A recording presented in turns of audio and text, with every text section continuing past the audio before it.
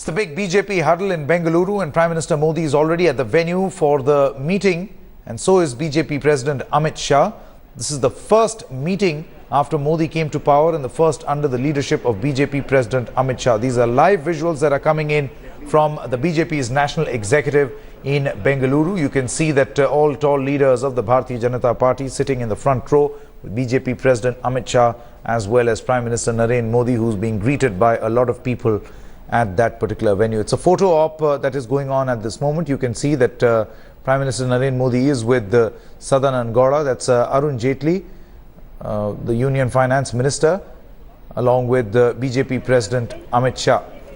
Seems to be a conversation going on between External Affairs Minister Sushma Swaraj as well as Amit Shah at this moment. All leaders greeting each other, and that's a moment where Prime Minister Modi is now interacting with the senior party leader LK Advani along with Sushma Swaraj.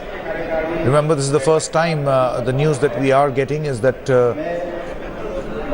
perhaps LK Advani might not actually speak at this particular venue. However, LK Advani, Murli Manohar Joshi as well as Narendra Modi are all moving towards the stage. Brijesh Pandey is also with us. Brijesh, it's a very, very important, crucial meeting of the Bharatiya Janata Party. So almost a sort of an introspection session, number one, stock taking session, number two, and forward planning session, number three. That's really what the national executive is going to be all about.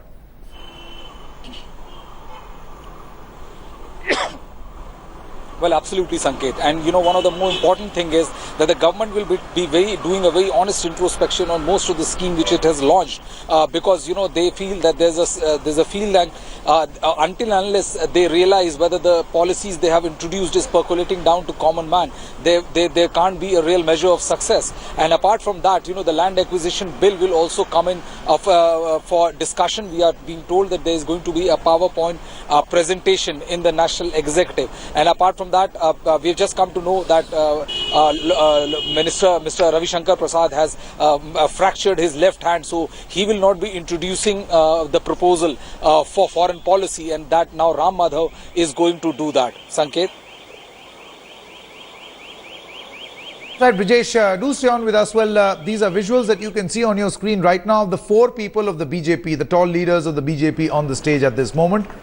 Arun Jaitley, Prime Minister Narendra Modi, LK Advani and BJP President Amit Shah. They are lighting the lamp, so this is the formal beginning of the national executive meeting in Bengaluru. As Brijesh Pandey was also telling us, this is going to be a very, very crucial meeting of the BJP, because they are going to do a lot of stock taking, introspection, and along with that, the forward planning. What really does the party need to do? And in true BJP style, as the BJP has been doing in the past also, almost like a private company with PowerPoint presentations and the way forward, and various plans from various ministries, various departments, resolutions to be passed, whether it is on foreign policy or on domestic policy, and also political resolution, as Brijesh was highlighting just a short while back. These are visuals that you can see of this particular session, the national executive session, which is all set to begin. It has been inaugurated formally by these four tall leaders of the Bharatiya Janata Party. They are slowly moving back to their seats on the stage. A lot of people of the national executive, members, more than 100 members of the national executive who are in attendance at that particular venue. Now, Brijesh, the point that you were making about the political resolution, if you could just take us through what really can one expect as far as that political resolution is concerned.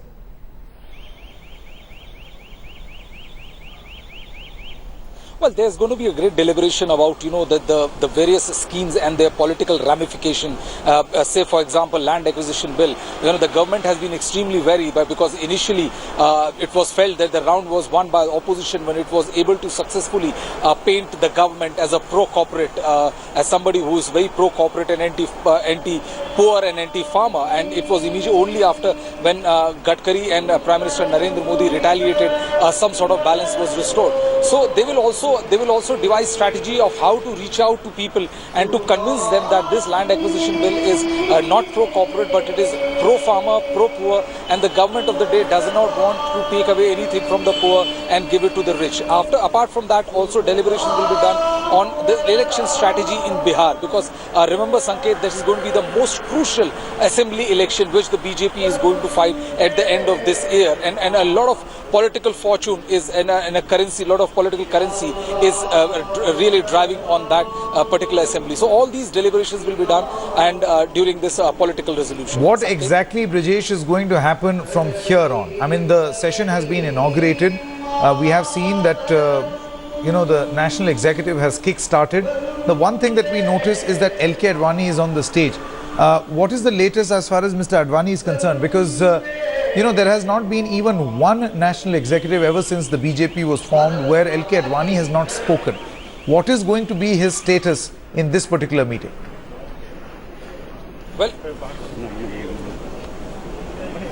Sanket, what we have been given to understand by our sources is that this time he had voluntarily opted out from speaking in the National Executive, and what we have been given to understand is that BJP party president Amit Shah is already in talks with us, with Lal Krishna Advani, and he is most likely is going to speak at this National Executive. Sanket? All right, and also take us through, and we'll put out that itinerary also, or the schedule literally of the National Executive. We've prepared a graphic representation. We'll put that out on the screen right now for our viewers to see. And also, Brajesh, if you could take us through what really to expect today. What from here on, now that the National Executive has kick-started, who speaks first, who follows, and when does the Prime Minister speak?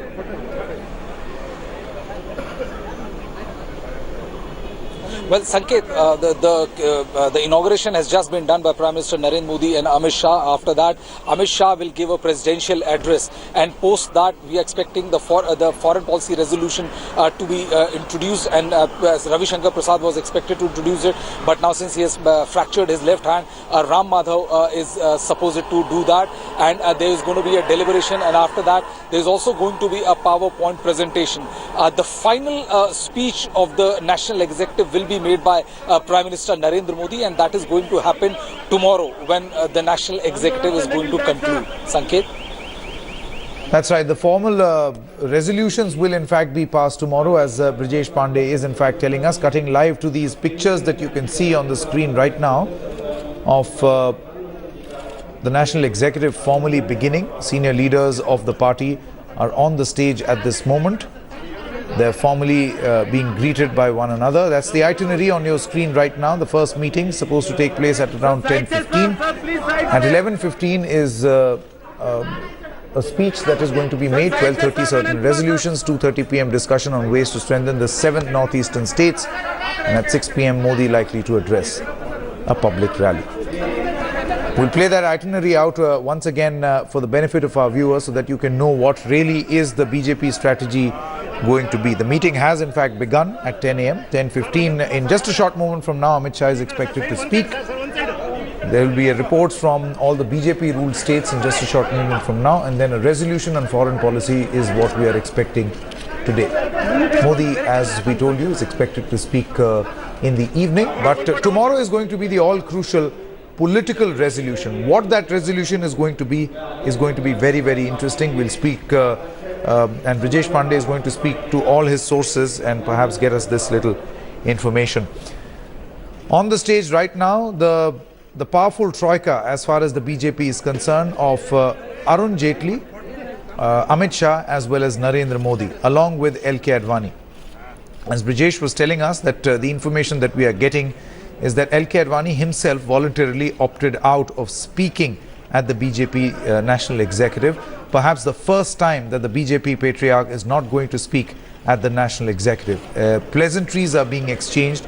He is in fact been given all the honors, but of course it's not hidden from anyone the changing dynamics within the Bharatiya Janata Party. Brajesh, if you are still with us, just take us through what really the point that we were making about the political resolution. One particular crucial point really is going to be how the fringe elements have actually behaved ever since the BJP government has come to power, and how that has impacted the fortunes of the BJP. Is it a cause of concern for the BJP, the statements, the loose statements that have been made, number one, by its own leaders, and number two, by certain elements of the fringe? And how seriously will that be deliberated in this national executive?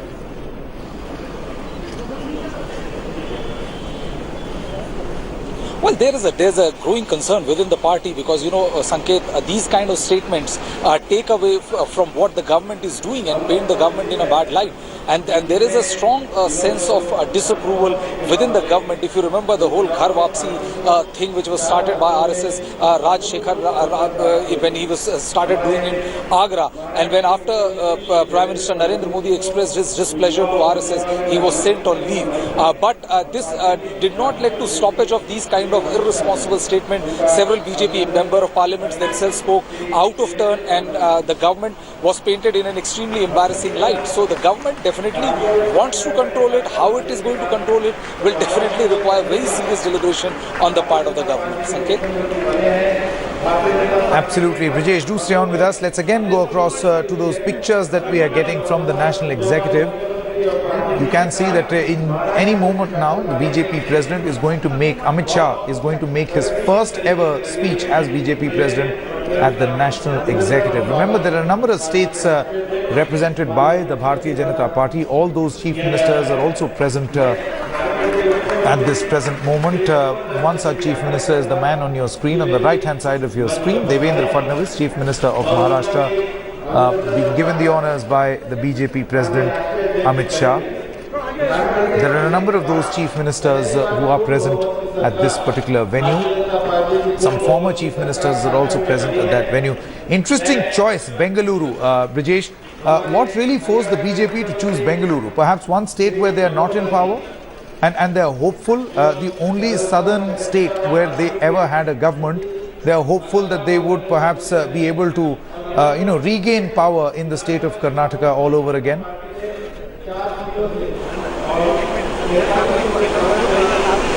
Well, exactly, Sanket. Bangalore is called, Karnataka is called the entry point of South India, and what we have been told is that one of the important reasons why this venue was chosen is because they want to not only capture Karnataka, but given the fact that now the BJP presence is almost pan-India, they do vociferously and very aggressively want to push its agenda and ensure its dominance in South India, southern states in India. And this particular national executive is being seen as an effort in that particular direction. Sanket? Now, one important point, Brijesh, that you've been mentioning since morning is the fact that the BJP is going to, reflect on its performance as far as foreign policy issues are concerned. One area where even in our Mood of the Nation survey that was conducted yesterday, the Modi government has, done reasonably well. What really could be part of that foreign policy resolution?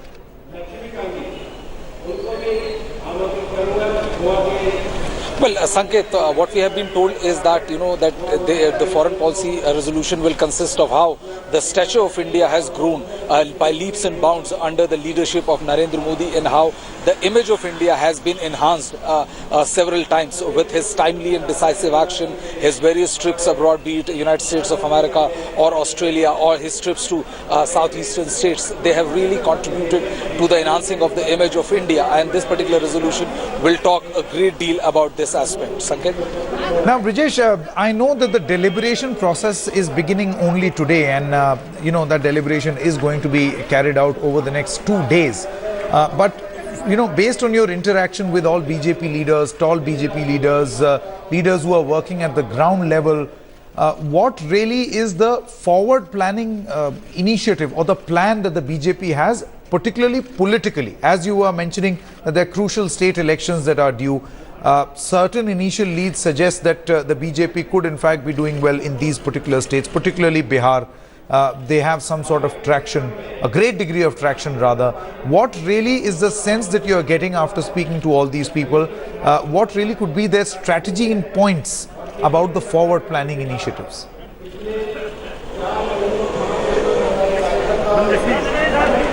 Well, Sanket, a great degree of deliberation has been going on since the last fortnight. If you remember, there was a top-level meeting between very senior RSS leaders and the entire parliamentary board of BJP. And it was during that meeting it was decided that that there should not be any disconnect between the leader and the worker. And then it was decided that the BJP party president will meet on the 1st and 15th of every month. At that, some particular hours will be dedicated and given to meet party workers. Apart from that, the BJP and the RSS wants to aggressively push the agenda of the government, also wants to reach out to maximum number of people, tell them what exactly the government is doing and how it is going to be extremely beneficial for their lives and to improving the conditions of their life.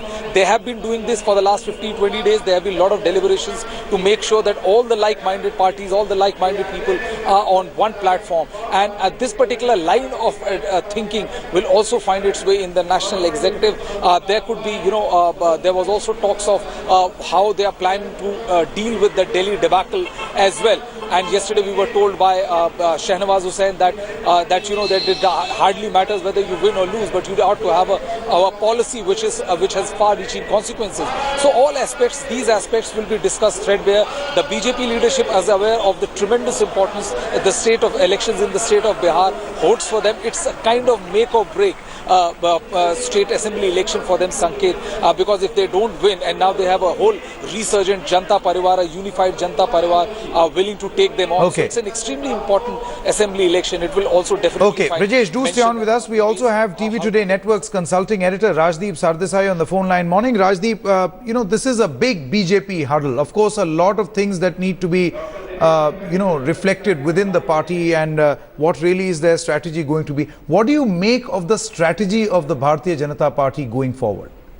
I think, Sanket, it's very clear. After the defeat in Delhi, the BJP has decided to do a bit of resetting. They know that the next 12 months are critical. They need to win Bihar.